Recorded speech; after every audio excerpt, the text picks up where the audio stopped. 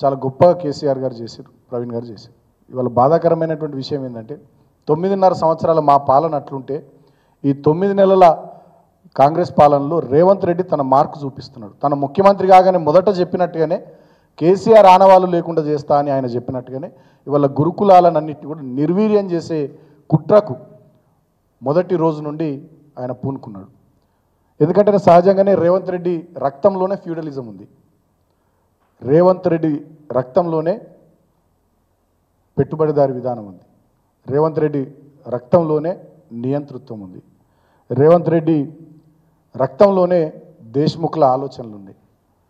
ఈయన ఒక నయా దేశ్ముఖ్ లాగా ఇవాళ తయారై బడుగు బలహీన దళిత గిరిజన వర్గాల వ్యతిరేకిగా మారిపోయి ఇవాళ ఆ వర్గాలు గొప్పగా ఈ గురుకులాల ద్వారా ఎదుగుతున్నారు కాబట్టి వాళ్ళని అణిచేసేటటువంటి కార్యక్రమం, ఆ గురుకులాల్ని నిర్వీర్యం చేయడం ద్వారా దెబ్బగొట్టే కార్యక్రమాన్ని పెట్టుకున్నాడు. అందుకనే మీరు గమనించినట్టయితే ఆయన ఒక ఉపన్యాసంలో చాలా స్పష్టంగా చెప్పిండు. రేవంత్ రెడ్డి ఏమన్నాడు? ఈ గురుకులాల వల్ల మానవ సంబంధాలు దెబ్బతింటున్నాయని అన్నాడు. నేను ఒక మాట అడుగుతున్నా రేవంత్ రెడ్డి, మీ తమ్ముడు ఎప్పుడు అమెరికాలో స్థిరపడ్డాడు? నీ కుటుంబ సంబంధాలు దెబ్బతినలే? మీ కుటుంబాలకి వెళ్ళి మీ వాళ్ళు తరాలకు తరాలు పోయి విదేశాలలో ఉంటే చదువుకుంటే ఉద్యోగాలు చేస్తే అక్కడ స్థిరపడితే మీ కుటుంబాల్లో మానవ సంబంధాలు దెబ్బతినాయి, ఇంకా దగ్గర అవుతాయా? ప్రేమలు పెరుగుతాయా మీకు? అదే ఈ దళిత వర్గాలు, బడుగు బలైన వర్గాలు, గిరిజన వర్గాలు, మైనారిటీ వర్గాలకు సంబంధించినటువంటి ఈ కుటుంబాల నుంచి పిల్లలు ఉండి లేక, ఉన్నత చదువులు చదువుకునే స్తోమత లేక, ఊళ్ళల్లో ఆర్థిక పరిస్థితి సహకరించక, అక్కడి వాతావరణం అనుకూలించక ప్రభుత్వం ఇచ్చినటువంటి ప్రోద్బలంతో పక్క నియోజకవర్గంలోనో, పక్క జిల్లాలోనో, పక్క మండలంలోనో గురుకులాల్లో చదువుకుంటే ఈ కుటుంబాల్లో మానవ సంబంధాలు దెబ్బతింటాయి. ఏం సిద్ధాంతం చెప్పినావు రేవంత్ రెడ్డి? అద్భుతమైన సిద్ధాంతకర్తవు, మానవ సంబంధాలకు సంబంధించిన అద్భుతమైన సిద్ధాంతకర్తవు నువ్వు. అంతకుముందు కూడా ఎవరు చెప్పుండరు ఇట్లా.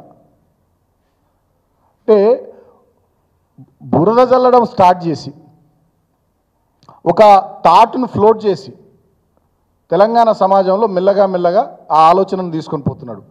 గురుకులాల వల్ల మానవ సంబంధాలు దెబ్బతింటాయని ఒకవైపు, ఇంకొక వైపు గురుకులాలను నిర్వీర్యం చేసే ప్రయత్నం. అక్కడ ఆహారం చక్కగా పెట్టరు, భోజనం చక్కగా పెట్టరు, కలుషితాహారం తిని పిల్లలు చనిపోతుంటే పట్టించుకోరు, డాక్టర్లు ఉండరు, ఎవరు చక్కగా అక్కడ సహాయక సిబ్బంది ఉండరు, ఉన్న వాళ్ళకు జీతాలు ఇయ్యరు, జీతాలు ఆపేసారు. ఇప్పుడు ఇక పిడుగులాంటి వార్త, నిన్న రాత్రికి రాత్రి పార్ట్ టైం లెక్చరర్లను సిబ్బందిని సుమారు 2000 పైచీలకు మందిని తొలగించారు.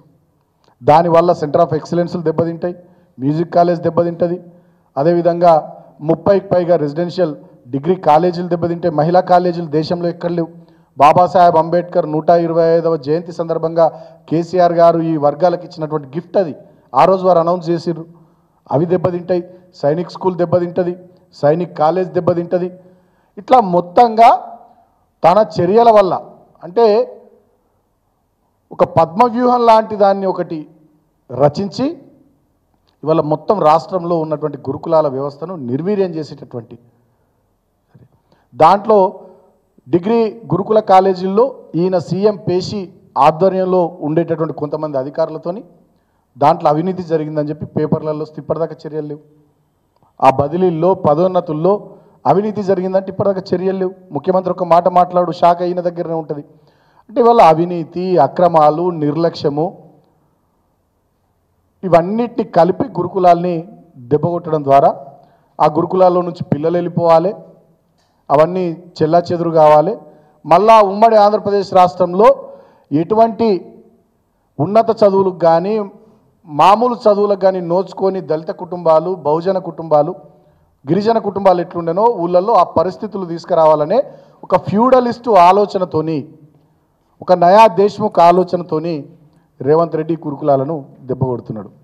కాబట్టి ఇవాళ నేను తెలంగాణ సమాజంలో ఉండేటటువంటి అన్ని విద్యార్థి సంఘాలకు, ప్రగతిశీల భావాలు ఉన్న ప్రతి ఒక్కరికి, మేధావులకు, అన్ని పార్టీలకు చేతులు జోడించి నేను విజ్ఞప్తి చేస్తూ ఉన్నా. ఎందుకంటే మేము ఆ వర్గాల నుంచి వచ్చినటువంటి బిడ్డలం. దయచేసి అందరూ సహకరించండి, మాకు ఈ కుట్రను తిప్పికొడదాం.